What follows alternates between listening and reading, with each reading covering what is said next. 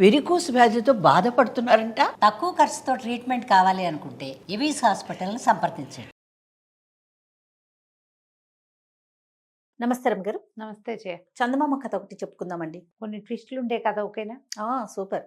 పూర్వం ఒక రాజుగారు ఉండేవారు. ఈయనకి భూమి మీద ఎవరి దగ్గర లేని వస్తువులు తన దగ్గర ఉండాలని కోరిక.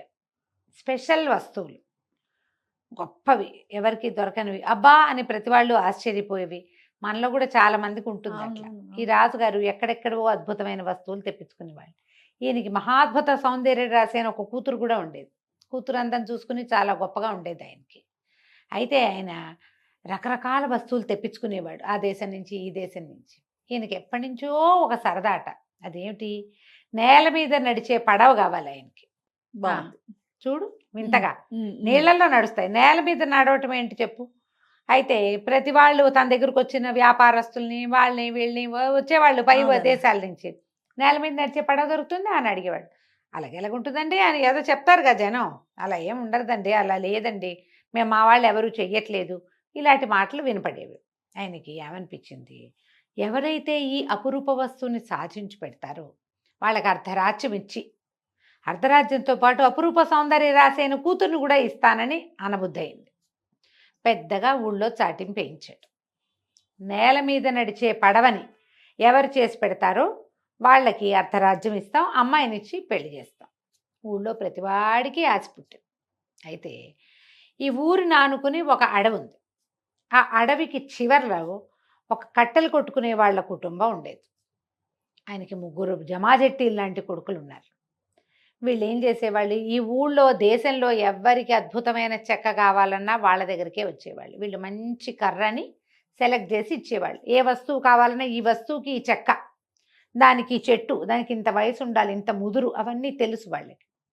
ఈయన అన్నాడు, ఏరా రాజుగారు అమ్మాయిని ఎంచక్క పెళ్లి చేసుకోవచ్చు కదరా, ఏదో ఒక ప్రయత్నం చేసి మంచి కర్రలు ఏమన్నా చూసి ఆ నేల మీద నడిచే పడవ ఏమిటో చేయండిరా అన్నాడు. మొదటి రోజు పెద్ద కొడుకు బయలుదేరాడు. వాడు ఒక గొడ్డలు పుచ్చుకుని, వాళ్ళ అమ్మ ఏదో ఫుడ్ కట్టించి, అన్నం కట్టిస్తే అన్నం పుచ్చుకొని వెళ్ళాడు. ఒక పెద్ద చెట్టు చూశాడు. అది చాలా వయసు ఉంది, తేలికగా ఉంటుంది, కర్ర బాగుంటుందని ఆ చెట్టు కొట్టడానికి ఉద్యుక్తుడయ్యాడు.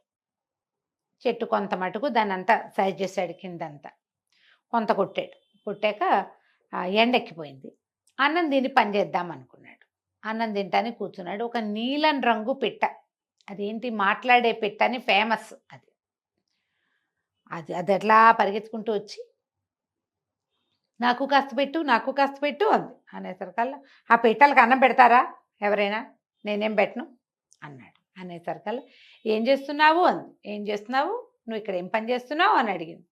ఏమన్నాడు, మంచం కోళ్ళు చేయటానికి కర్ర కోసం వచ్చాను అన్నాడు. అది మంచం కోళ్ళు అని గిరగిర అక్కడక్కడే తిరుగుతూ పాటలాగా పడి వెళ్ళిపోయి.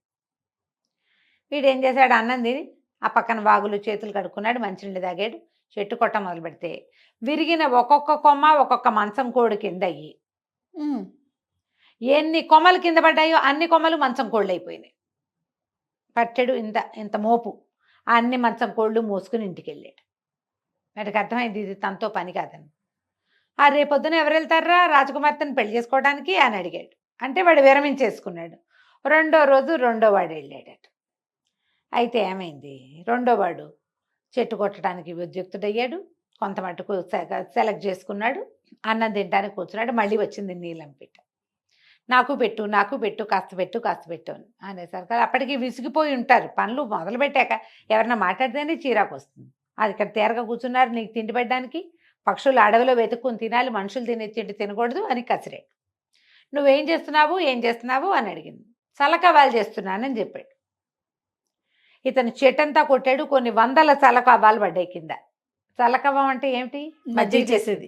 మజ్జిగ కవ్వం, చల్లకవ్వమే దాని పేరమ్మా. ఒకవేళ మీకు ఎవరికైనా ఈ పేరు తెలియకపోతే అథెంటిక్ తెలుగు నేమ్గా దీన్ని తెలుసుకోండి.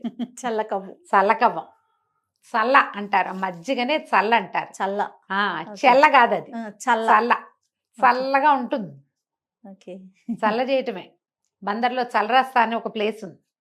మనం ఊళ్ళోకి వెళ్తుంటేనే మొదటే ఉంటుంది చల్లరాస్తా అంటే. అక్కడ మజ్జిగ అమ్మేవాళ్ళు. రాస్తా దారి, చల్లరాస్తా అనే దాని పేరు. ఆడ మజ్జిగ కుండలు, నా చిన్నప్పుడు కూడా అక్కడ మజ్జిగ అమ్మటం నాకు తెలుసు. ఓకే. మజ్జిగ కుండలు పెట్టుకుని అమ్మేవాళ్ళు. చల్ల బజారు. ఈ చల్ల కవ్వాలి, మొత్తం చెట్టు అంతా చల్ల కవ్వాలి అయిపోయినాయి. కవ్వాలన్నీ మూట కట్టుకుని మోసుకొచ్చుకున్నాడు. ఇప్పుడు రాజకుమార్తె మీద ఎవరికి ఆసక్తి ఉంది, ఆవిడేది చేసుకుంటాం మనం అన్నాడు. ఇక ఫిక్స్, వీడు కూడా ఇంకా వెళ్ళాడు. 3వ వాడు బయలుదేరాడు. వీడికి బేసిక్గా పిట్టలంటే ఇష్టం. ఓకే. వాడు ఈ చెట్టు సెలెక్ట్ చేసుకున్నాడు. ఈ చెట్టు కొట్టి దీంతో ఆ పడవేదో చేద్దాం అనుకున్నాడు. కింద కూర్చుని అన్నం తింటుంటే ఆ పెట్టొచ్చి తిరగటం మొదలుపెట్టింది. అది చేసే శబ్దము, దాని నీలం రంగు అందం పట్టలేక చూస్తూ కూర్చున్నాడు. అది నాకు పెట్టవా అంది. అయితే వీడేం చేశాడు, వచ్చి తిను మరి అని తను తింటూ కింద పోసాడు గింజ ఇవన్నీ మెతుకులన్నీ. పక్షులు ఇట్లా చేత్తో తినవు కదా, కింద పడినవి ఏరుకుంటాయి. వాడు గిన్నె పక్కకి తీస్తే అది వచ్చి ఏరుకుని తిన్నది. ఏం చేస్తున్నావు అని అడిగింది. చేస్తున్నావంటే నేల మీద నడిచే పడవ చేస్తున్నానని చెప్పాడు. నేల మీద నడిచే పడవా అని అరుచుకుంటూ పోయింది పిట్ట. తర్వాత వీడు కొమ్మలు కొడుతూ ఉంటే ఒక పడవకి కావలసిన చెక్కల్లాగా ఒక్కో కొమ్మ విరిగి వాటంతట అన్నీ అవి పడవ షేపులో నిలబడి అక్కడ కనపడ్డాయి. ఆ పిట్టకు అట్లాంటి శక్తి ఉంటుందన్నమాట. దాన్ని డిస్ప్లేస్ చేయకూడదు. వీడు చక్కగా ఏం చేశాడు, చెక్క మేకులు పెట్టుకుని అన్ని దిగొట్టి చూస్తే చక్కగా నడుస్తుంది పడవ. దాంట్లో కూర్చుని అటెళ్ళు ఇటెళ్ళు అంటే నడుస్తుంది అది. ఎందుకంటే ఈ పిట్ట తాలూకు మహిమ వల్లే తయారైంది అది. వీడేం చేశాడు, ఇంకా రాజుగారి దగ్గరికి వెళ్ళటమే తర్వాయని ఆ గొడ్డలి పడవలో పడేసుకుని పడవ మీద వెళ్ళటం మొదలుపెట్టాడు. రాజుగారి రాజ్యం వైపుకి వెళ్ళాలి అని చెప్తే అది అటు నడుచుకుంటూ పోతుంటే ఏమైంది, ఒక చోట ఒకడు నేల మీద బాసిపెట్లు వేసుకుని కూర్చున్నాడు. వాడి చుట్టూతో బోల్డని ఎముకలు ఉన్నాయి, జంతువులు. పళ్ళతో గీరుతుంటే ఈడు ఆగన్నాడు. వనా, ఏముందని గీరుతున్నావే అందులో, అంతా అయిపోయిందిగా అనేసరికి వాడు అన్నాడు, చచ్చే ఆకలిరా బాబు, నాకు మొత్తం 100-150 ఎకరాలు తినేశాను, ఆకలి ఎంత తిన్నా తీరదురా, ఏం చేయను మరి, అందుకని ఇదేదో చేస్తున్నానంటే నేను రాజుగారి ఇంటికి వెళ్తున్నా, బోల్డ్ భోజనం దొరుకుతుంది, దాని నాతో రా, పడవెక్కు అని వాడిని ఎక్కించుకున్నాడు. రోజు భోజనం దొరకాలి అంతే. ఎక్కించుకున్నాడు. వెళ్తూ ఉంటే దూరం నుంచే వీళ్ళకి కనపడుతుంది, అక్కడ అడవి చివరిలో ఒక బావి ఉంది. ఒకడు కుండతోటి నీళ్లు కుండతోటే తాగేసి మళ్ళీ తోడేస్తున్నాడు. ఇంత కుండ నీళ్లు తాగాక మళ్ళీ తాగలరు ఎవరైనా? అదే కదా. ఇది చూసి, ఓనా ఏంటన్నయ్య అంత సన్నిఘాతంగా తాగుతున్నావు నీళ్ళంటే, దాహం రా బాబు, నాకు బాగున్న రోజులు, డబ్బులున్న రోజులు పీసేసి కుండలు సారా తాగేవాడిని, ఇప్పుడు డబ్బులు లేవు, కుండ ఎత్తుకుని తాగితే కానీ సాటిస్ఫాక్షన్ ఉండదు, అందుకని నీళ్లు తాగుతున్నానంటే నాతో రా నువ్వు అని చెప్పి ఎక్కించుకున్నాడు. ఎక్కించుకుంటే ఇంకా ముందుకెళ్తే ఒకడున్నాడు, ఒక పెద్ద బలశాలి, నడుచుకుంటూ పోతున్నాడు. సగం అడవిని ఎత్తి భుజం మీద పెట్టుకుని ఉన్నట్టు వాడు. అడవి సగం ఉంది వాడి భుజం మీద. ఓనా ఎక్కడికన్నా వెళ్తున్నావు అంటే, నేనేం చేయనురా, మా సవితల్లి దగ్గర పెరిగాను నేను, ఆవిడ ఎన్ని కట్టెలు తెచ్చినా చాలేదంటుంది.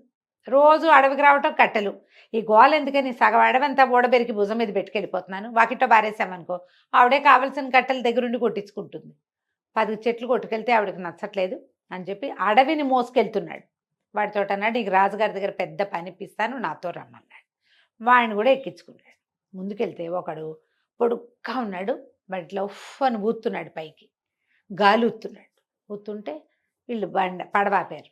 ఏంటన్నా ఊతున్నావు, ఏం చేస్తున్నావంటే, మా చేలల్లో మా ఊర్లో పొలాలందరం మేము కోసాం, పొలము కోసాక నూర్పిళ్ళు అవ్వలేదు, వాన వస్తుందని పురోహితుడు చెప్తున్నాడు. అందుకని ఏం చేస్తానంటే గొట్టం పెట్టి మేఘాలని అవతలికి జరుపుతున్నాను. ఊతున్నాడు మేఘాలని వాడు, వర్షం పడకుండా అవతలికి ఊదేస్తే మా నూర్పిళ్ళు అయ్యాక మళ్ళీ వస్తాయి. అందుకని ఊదుడుగాడు, మబ్బులు ఊదేవాడు. ఆ మబ్బుల్ని ఊదేస్తున్నాను అని చెప్పాడు. ఒక పొడుగాటి గొట్టం పెట్టుకుని ఉఫ్ అని ఊతున్నాడు. పొలం మబ్బులు కదులుతున్నాయి, కనపడుతున్నాయి వీళ్ళకి. ఓ అన్న, నువ్వు భలే గట్టివాడివిరా, నువ్వు రా మా బండిలో అని చెప్పి ఆ పడవ ఎక్కించుకున్నాడు. ఈ 4 మనుషుల్ని ఎక్కించుకుని ఈ కట్టెలు కొట్టేవాడి ఆఖరి కొడుకు రాజుగారి దగ్గరికి పోయాడు. రాజుకు అప్పచెప్పాడు. ఆ రాజుగారు ఆశ్చర్యపోయాడు, ఏమిటిది పడవే అని ఎక్కి కూర్చుని అటెళ్ళు ఇటెళ్ళు అంటే అది నేల మీద చక్కగా నడుస్తోంది. తర్వాత ఒక కర్ర పెట్టి తోస్తే ఏ పక్కకు కావాలంటే ఆ పక్కకి తిరుగుతోంది. అక్కడి నుంచి నీళ్ళల్లో నడుస్తున్నా అంటే నీళ్ళలోనూ నడుస్తుందంట అన్నారు. తీసుకుపోయి మా నీళ్ళల్లో దింపారు. అది నీళ్ళల్లో చక్కగా తెడ్లేస్తే నడుస్తోంది. ఆయన చాలా సంతోషించాడు. మరి పెద్ద బహుమతి ఇస్తాను, తీసుకుని వెళ్దువు కానీ అన్నాడు. అనగానే వీడు ఆశ్చర్యపోయాడు. అదేంటండి, మీ అమ్మాయిని ఇచ్చి పెళ్లి చేస్తాము, అర్ధరాజ్యం ఇస్తామన్నారు కదా అనేసరికి, అన్నామనుకో దానికి వేరే ఆలోచన ఉందన్నాడు. ఇంకేంటి, కట్టెలు కొట్టేవాడి కొడుక్కి పిల్లని ఇవ్వడం ఇష్టం లేదు. వీడు చూస్తే మరి బైతులా ఉన్నాడు. బయటవాడికి ఇంత అందగత్తెను ఎట్లా ఇస్తాం పిల్లని, అందుకని ఇవ్వబుద్ధి లేదు. వాడికి ఇంత డబ్బు ఇచ్చి పంపించేద్దాం అనుకుంటున్నాడు. కుర్రాడు అన్నాడు, ఏమిటి అడ్డంకి ఏముందో చెప్పండి మీకంటే. అది కాదు, మేము 6 నెలలకు సరిపడా సంబారాలన్నీ కొని కొట్లు గదులన్నీ నింపాం. పెళ్లి చేయాలంటే పాత సరుకులతో పెళ్ళేటా చేస్తాం, ఆ సరుకు అంతా ఖర్చు అయ్యాక కొత్త సరుకు తెప్పించి పెళ్లి చేయాలి. 6 నెలలు పడుతుంది, వెళ్ళిరా అన్నాడు. అనేసరికి వీడన్నాడు, ఓ అదొక పెద్ద పనే ఏమిటండి, మీకు సరుకు అయిపోవాలి అంతే కదా అని, ఓ పెద్దన్న ఇట్రా అని ఆ తినేవాడు ఉన్నాడు కదా, వాడికి ఆ కొట్టు గదులు చూపించాడు. ఇందులో ఉన్న సంబారాలని వండించుకుని తినే అన్నయ్యని ఇష్టం. వాడు ఒక్క రోజులో మొత్తం 6 నెలలకు సరిపడా తిండి తినేసాడు.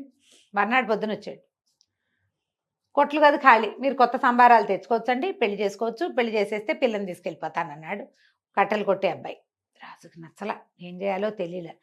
అదేముంది, తిండి ఒకటే కాదు కదా, సంవత్సరానికి సరిపడా సారా పీపాలు నిలవబెట్టాం, పెళ్ళి అనగానే కొత్త ద్రాక్షరసం చేయించాలి, ఈ సారా అంతా ఇప్పుడు ఖర్చు అవ్వాలి, దానికేముంది, మన దగ్గర ఇంకోటి ఉన్నాడని రెండో వాడి అన్నయ్యని, తాగే అన్నయ్యని తీసుకుపోయి పంపించాడు.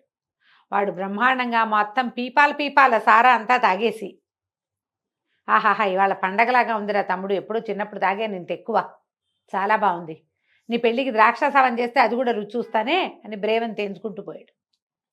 రాజు కొళ్ళు మండిపోయిందమ్మో, వీడేదో మోసగాడిలాగా ఉన్నాడని కాల్బలం ఒక 1500 మంది వీళ్ళున్నారు అతని దగ్గర, కాలుబంట్లు, వాళ్ళని కేకేశాడు, ఈ కట్టెలు కొట్టే అబ్బాయిని పంపించేసేయండి ఊళ్ళో ఇచ్చాను.